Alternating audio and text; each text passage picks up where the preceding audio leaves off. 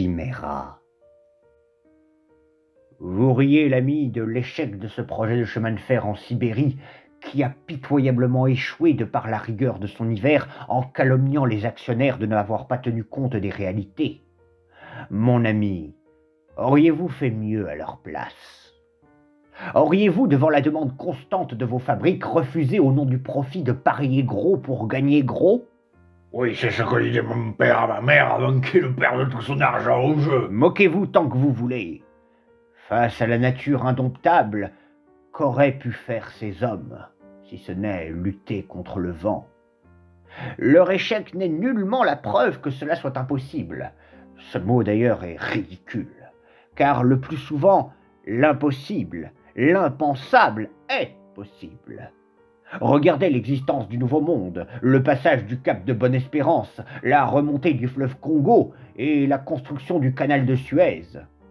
Il y a peut-être entre nous 5 siècles au plus tard de ces événements qui nous séparent, mais comme le proclame Darwin, 5 siècles n'est qu'une microseconde dans la vie de notre planète.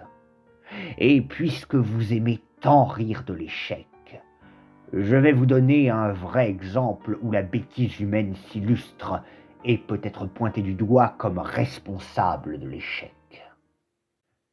Cette histoire, je la tiens d'un de mes correspondants et partenaires vivant à Ebenrode, en Prusse orientale, qui l'a appris de par une vieille chronique poussiéreuse trouvée dans les archives d'un bâtiment qu'il avait racheté pour la transformer en fabrique de beurre et dont voici le contenu. En 1793, tout juste après la ratification du traité de Grodno qui officialisa le second partage de la Pologne, un homme comme vous et moi se démarqua pourtant de la masse inquiète et ignorant de ce qui allait devenir au vu des récents événements. La colère envers la Russie et la Prusse était grande dans le cœur du peuple, mais sans alliés dans la région, entouré d'ennemis, beaucoup redoutaient ce qui adviendrait si jamais l'on osait prendre les armes. C'était une véritable fracture dans la société, une fracture que même le roi Stanislas II ne parvenait à résorber, et qui 1 an plus tard lui explosa à la figure et lui fit perdre son trône. Aucun ne devait rester inactif sur ce débat, tous devaient prendre position, menant parfois de véritables bagarres entre partisans d'une riposte militaire et ceux qui voulaient proclamer la neutralité de leur État, déjà considérablement affaibli par l'appétit insatiable des empires et royaumes voisins. Parmi pourtant toutes ces mouvances différentes, se démarqua une 3e option, une alternative, portée par un dénommé Ladislas Domorski. Il était à l'origine partisan d'une intervention militaire lorsque la Russie et la Prusse avaient attaqué le pays pour mettre fin à la Constitution, jugée trop libérale et risquant de propager le feu révolutionnaire.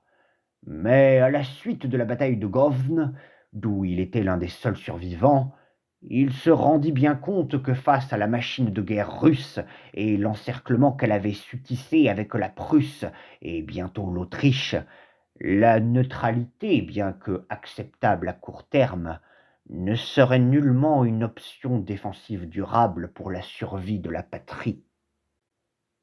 C'est alors qu'il soutenait un projet que personne auparavant n'avait jusqu'alors proposé ou envisagé, et qui pourtant déjà était loin d'être méconnu ou idiot pour beaucoup, du moins sur le papier. S'inspirant des autres pays à l'ouest, qui avaient tous leurs propres empires coloniaux, et qui par leur mainmise avaient su préserver et étendre d'une certaine manière l'existence de leur patrie, il vanta pour la survie de la nation polonaise de bâtir à son tour son propre empire colonial, qui servirait de refuge à la famille royale, comme le fit la famille royale du Portugal 20 ans plus tard au Brésil pour fuir l'invasion napoléonienne, en cas de menace évidente d'invasion ou du morcelage que l'histoire avait décidé d'imposer à cette malheureuse terre de Pologne. Il avait, dans sa jeunesse, voyagé dans le Nouveau Monde, vers le Canada, la Floride et le Brésil, et avait ramené avec lui l'émerveillement d'un monde doté de toutes sortes d'opportunités pour celui qui se risquerait à tenter l'aventure du voyage. Il se pencha ardemment sur l'affaire, cherchant le territoire le plus propice et sécurisé pour l'implantation et le développement de son idée. Il jeta naturellement d'abord son dévolu sur le Nouveau Monde, mais fut bien vite embêté devant un constat.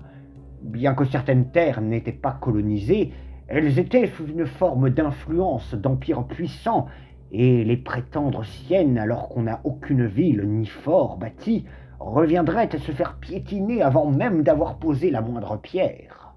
Il envisagea également l'Asie, avec la péninsule indienne, mais abandonna pour les mêmes raisons.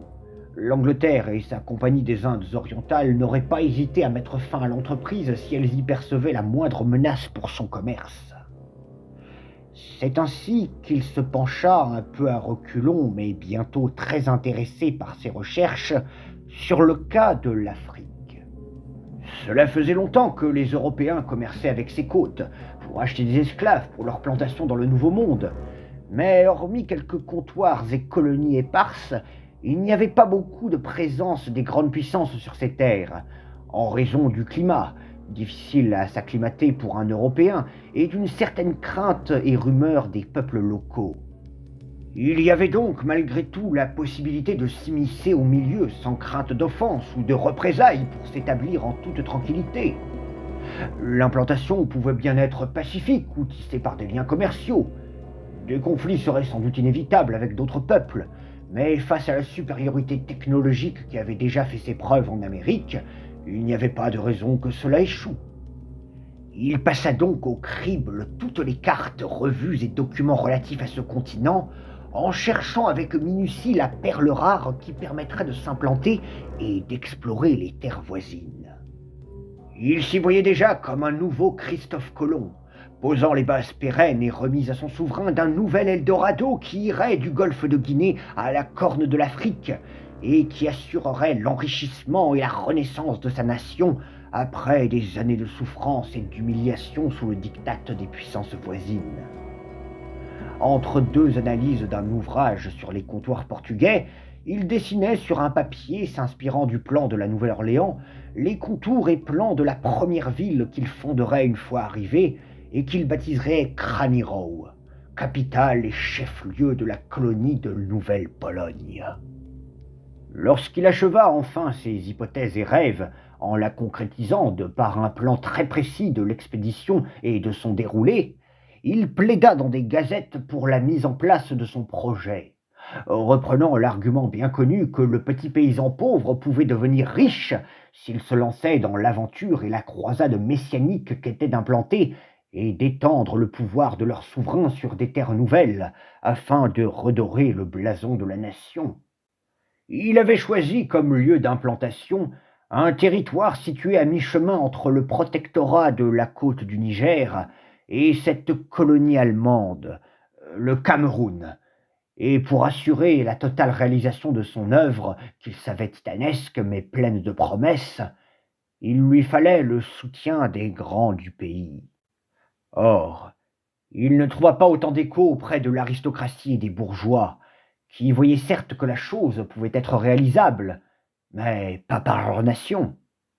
Ils avaient une flotte, certes, mais insignifiante comparée à celle de la France, l'Angleterre ou la Hollande. De plus, le chemin serait long et la communication avec la métropole difficile, puisqu'il faudrait passer par les eaux territoriales de plusieurs autres puissances avant que de repartir.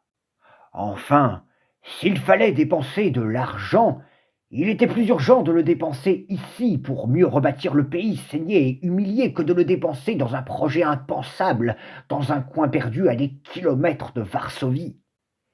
Il tenta malgré tout de plaider sa cause auprès du roi, qui écouta attentivement mais un peu dédaigneux ses excentricités. Il partageait le même avis que sa noblesse, et voulait s'atteler à des chantiers qu'il jugeait plus prioritaires pour maintenir la survie de sa couronne. Mais devant l'argumentaire et l'insistance de son interlocuteur, il accepta de lui accorder sa confiance, au détriment d'un financement ou d'une quelconque foi en son projet. Qu'avait-il à perdre après tout?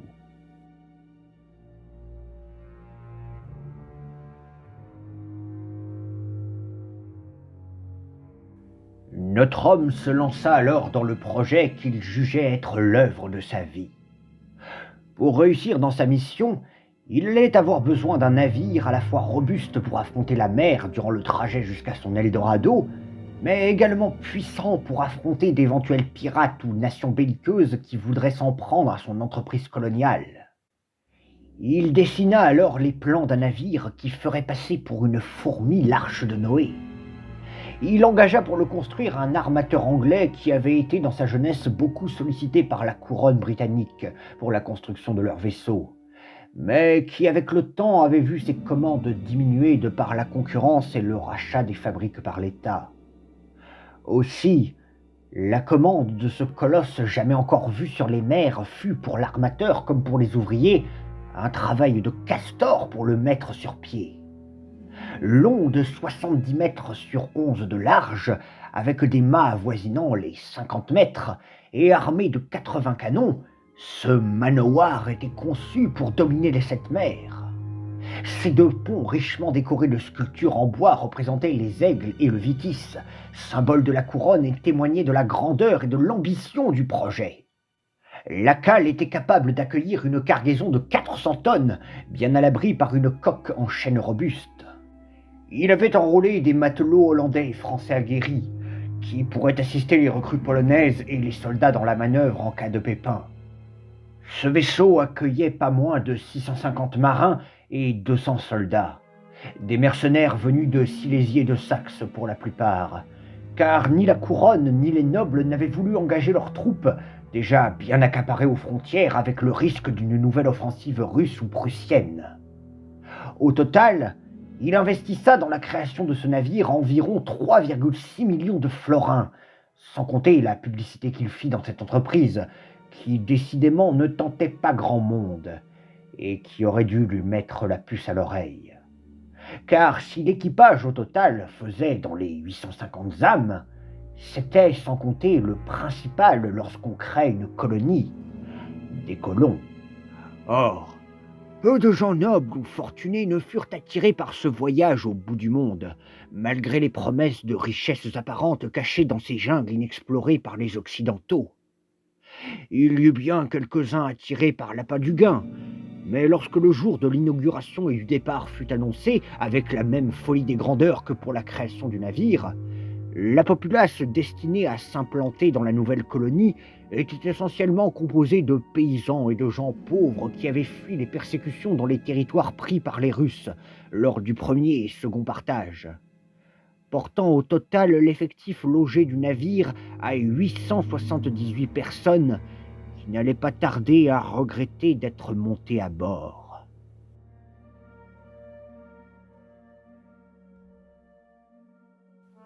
Le 13 février 1794, dans le port de Lipava, eut lieu la cérémonie d'inauguration sous les applaudissements d'une foule étonnamment nombreuse, étant donné le caractère désintéressé qu'on avait jusque-là donné au projet. Le roi n'était pas là, mais avait envoyé le grand hetman de la couronne, Piotr Zalovski, pour mener à l'inauguration de ce navire qu'on baptisa en raison de sa figure de proue le veau d'or. Si tout fut en apparence symbole de réjouissance et d'un radieux avenir, cela ne dura que le temps de la cérémonie. Car, une fois en route, notre mastodonte des mers ne passa pas inaperçu, et en particulier près de l'île Gotland, qui marqua le glas de son départ avorté. Un sloop suédois voguant dans les environs l'avait remarqué, et s'interrogeait au point de faire taire la peur en eux à l'approche d'un pareil bâtiment sur les raisons de sa présence non loin de leur côte. Un tel navire ne pouvait être qu'un vaisseau militaire, et la foule assemblée sur le pont une armée d'invasion. Souhaitant tirer le vrai du faux, mais prévenir du pire, le capitaine suédois ordonna de tirer un coup de semence pour signaler leur présence avant de hisser le drapeau blanc pour discuter avec le responsable du navire inconnu. Mal lui prit, car bien que le boulet tombât à bonne distance et ne soulevât qu'une gerbe d'écume lointaine, la frayeur s'abattit alors sur le pont plus rapidement qu'un orage. En un souffle, la panique se répandit. Les femmes s'agrippaient au bastingage en poussant des cris perçants ou couraient d'un côté à l'autre. Les enfants perdaient toute contenance. On eût dit que le simple écho du canon avait suffi à dissoudre le bon sens. Le capitaine et ses subordonnés criaient qu'il n'y avait pas de quoi avoir peur, que ce n'était qu'un signal. Mais ces injonctions se perdaient dans le tumulte. Quelques passagers, pris d'une terreur sans nom, se précipitaient vers les chaloupes en bousculant les autres passagers, les piétinant malgré la tentative de l'équipage de les dissuader. Et anéantis par la rumeur qu'un navire allait les attaquer, certains se jetèrent directement dans la mer, disparaissant dans le roulis sombre. Le pont, sous l'effet de ce foutoir, les gens tanguant de tous les côtés de peur, s'agglutinant, piétinant les malheureux qui tombaient parfois à terre, fuyant un véritable danger imaginaire, ne cessaient de faire basculer de droite à gauche le navire, tant et si bien qu'à force d'un pareil remue-ménage, son flanc gauche s'éleva si haut que dans son redressement, la cargaison désormais en pagaille s'accumula dans un coin dont le poids combiné à la panique sur le pont fit chavirer entièrement le vaisseau. L'eau monta d'un bond avant que quiconque ne comprenne ce qui venait d'arriver et ne puisse donner un ordre. En quelques instants, il ne restait plus du navire que la coque retournée qui sombra dans les eaux froides de la mer Baltique, parmi les cris étouffés et les cadavres boursouflés et gorgés d'eau remontant à la surface. Bigre. Et ce Ladislav a-t-il survécu? Oui, il fit partie des quelques survivants rescapés que le navire suédois récupéra et ramena à Lipava. Mais sitôt de retour sur le plancher des vaches, il s'attela à la mise en place d'une seconde expédition. Comment? Il a donc voulu retenter l'aventure? Oui, mais en raison de l'échec de la précédente tentative et de l'argent qu'il avait investi ou perdu durant le naufrage, elle fut baignée d'une aura bien moins éclatante que la première. Il dut, afin de ne pas paraître pour un escroc auprès de ses investisseurs et de la cour, organiser le départ en seulement 1 mois, un temps beaucoup trop réduit à la complète réalisation d'une pareille entreprise. Ne pouvant se payer ni financer par des emprunts la construction d'un nouveau navire comme celui qu'il avait construit précédemment, il dut se contenter de racheter lors d'une enchère un navire espagnol dont le capitaine s'était rendu coupable d'un trafic de contrebande. Ce brick, Luxia qu'il s'appelait, fut renommé en La Victoire et n'eut qu'à son bord une troupe de 190 personnes, marins et civils compris, auxquels s'ajouta, à défaut de soldats ou de mercenaires, des corsaires danois, engagés à grand prix au point de sonner le glas pécunier de notre candide rêveur. Mais ce nouveau nom qu'il donna à son vaisseau ne lui fut guère plus salvateur dans son dessein, car une fois loin des côtes polonaises, alors qu'il franchissait le détroit de Skagerrak et s'apprêtait à gagner la Hollande pour faire une halte, il fut pris dans une terrible tempête qui mobilisa en vain tout le monde disponible pour manœuvrer dans la tourmente la voilure et le gouvernail. La vigie, comme le capitaine, n'y voyait goutte dans cette pluie diluvienne ballottée par les vents violents. Comme des serpents en furie, les vagues agressaient en chargeant la coque, forçant les marins à écoper à la hâte au plus vite le pont et la cale qui s'alourdissaient. C'est alors que la vigie, après la vue d'un éclair foudroyant qui manqua de peu de frapper la poupe, hurla de panique à l'attention de la barre. Maelstrom, droit sur nous!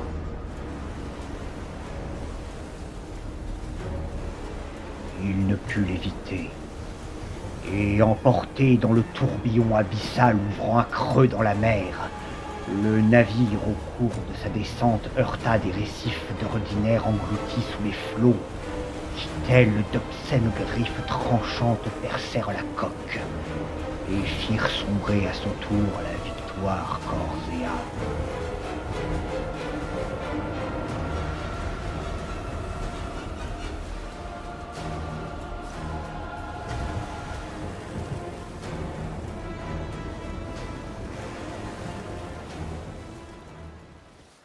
Au total, 10 matelots dont notre protagoniste survécurent, en se réveillant sur la grève d'une plage, où après renseignement ils apprirent qu'ils se trouvaient dans les Pays-Bas autrichiens.